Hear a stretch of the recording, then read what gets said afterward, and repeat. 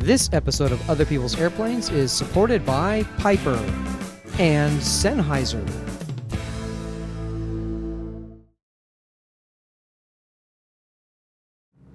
It's day 2 of EAA's AirVenture Oshkosh 2011. I'm David Allen, and I'm taking you along for the ride.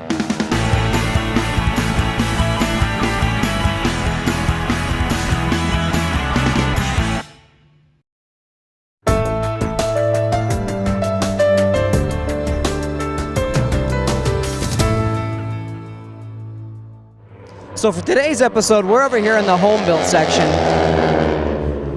That is awesome. I don't care who you are. T6 love, man. We're over here in the homebuilt section, and I ran into Mark Holliday and his Night Twister. And man, this is a really cool, I've never seen an airplane like this before. No, well, it's an old design, and there's probably only 2 or 3 of them flying right now. 2 or 3 in the world?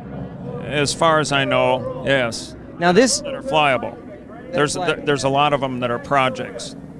Okay, so this airplane was originally designed in when? 1928. 1928. This is a home-built airplane designed in 1928. This particular one was built in 1951. Yes, correct. And do you know any more about the history of the airplane? Well, it was built in the Maryland area, and it was originally based at Hyde Field, just outside Washington, D.C. Bill Baber and a Johnny Dorr were the builders, and they started it in 49 and finished it in 51. And it was quite a bit different configuration, a smaller engine and different landing gear, and didn't really have much of a paint job on it and stuff.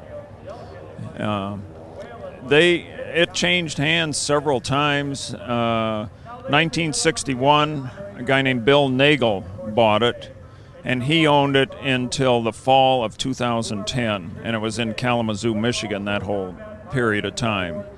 And I got it through him, and it hadn't flown much in the last probably 10 years, 12 years maybe. And I overhauled the engine and did a lot of just kind of general maintenance, replaced a lot of the hoses, all the hoses, revised the fuel system and went through the brake system, and just did mechanically brought it up to where it's, a good flyable airplane now. What's it like to fly this thing? Well, it's you can relate it to a Pitts. It's a little airplane that's pretty quick on the controls. It's a straightforward airplane, no real bad characteristics. Very stick and rudder. Oh yeah, but you fly it with 3 fingers. Really? Yeah, that's all it takes. What are some of the neat things you've done with the airplane since you've had it? You obviously haven't had it very long. No, I've only had it flying for about the last 2 weeks, but it's a great flying little airplane. I mean, it does nice, it's not a competition aerobatic airplane like what, you see nowadays, but it does nice loops and rolls and that kind of thing. It's a fairly good cross-country airplane. It's limited on range because it only has 18 gallons of fuel, but its cruise speed is up around 175 to 180, so it covers the ground pretty good. So it moves pretty quick then. That's awesome. Oh, yeah. Because I flew it out from Denver to Minneapolis, and it was just a little over 4 hours. Wow, that's awesome. Thank you so much for coming on and talking to us about this airplane. It's a real pretty one. Thank you so much. Sure, thank you.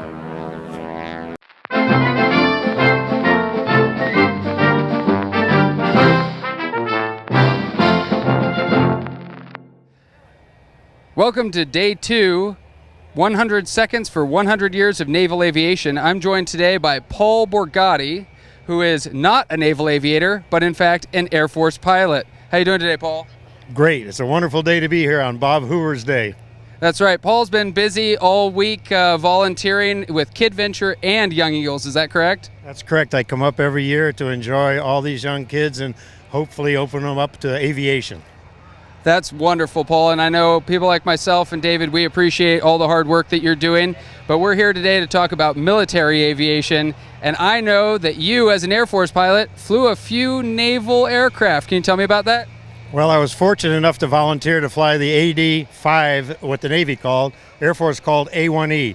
So I flew a Navy airplane in an Army operation, worked with Green Berets in countries that we weren't flying in the 60s. That's fabulous, Paul. Tell me a little bit about your aviation experience, your background, how you got your start in aviation.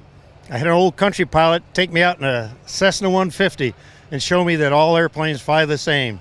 And it was a wonderful experience. I went from the 150 to 172 Cessnas and then into the military because ROTC said we will pay for part of your education and teach you to fly. What better deal was that? Better than civil engineering. And what do you think about naval aviators? I always wanted the wings of gold. I had a chance to fly in the T-34 Charlie without the air conditioning, but then I went in the Air Force and I had a wonderful experience, graduated and went straight to fighters. Well, Paul, we really appreciate your service and thank you for talking to us today. I hope you enjoy the rest of your show. Well, thank you for being here, and God bless all the naval aviators because they're a very, very special group. I'm Damon Favor, and that's your 100 seconds.